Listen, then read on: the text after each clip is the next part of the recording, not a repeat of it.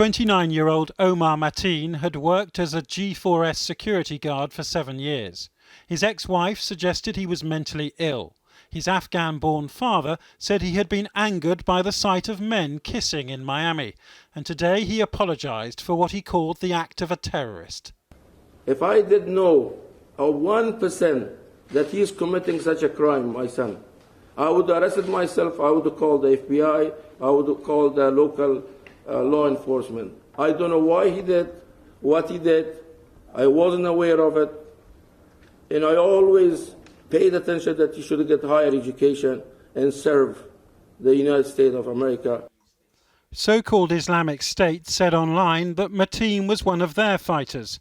البداية من أمريكا. And in this radio message it talked about an attack on a crusader gathering in Florida. But President Obama says there's no proof IS was involved, suggesting that preventing sales of powerful guns is just as important as countering homegrown extremism. We are also going to have to make sure that we think about the risks we are willing to take by being so lax in how we make very powerful firearms available to people in this country. And this is something that obviously I've talked about for a very long time. Mateen bought a pistol and an assault rifle like this one, the AR-15, used in attacks from San Bernardino to Sandy Hook.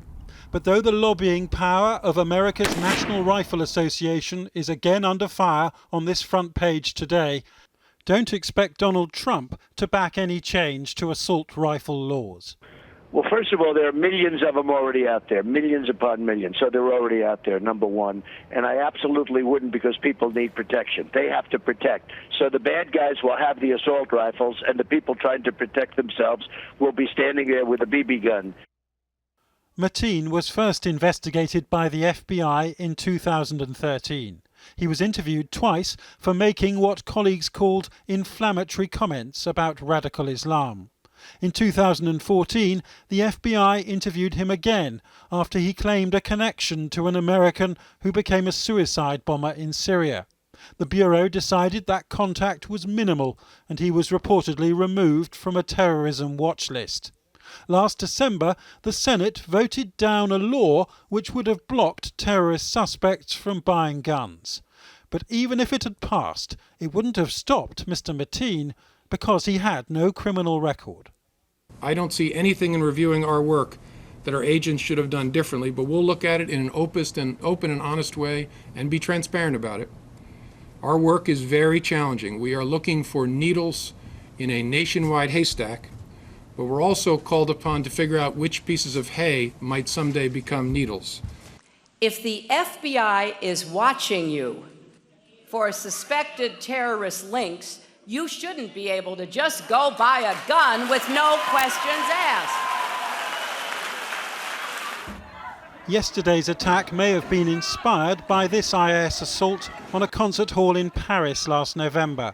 IS gunmen shooting civilians, then taking hostages before being shot by security forces.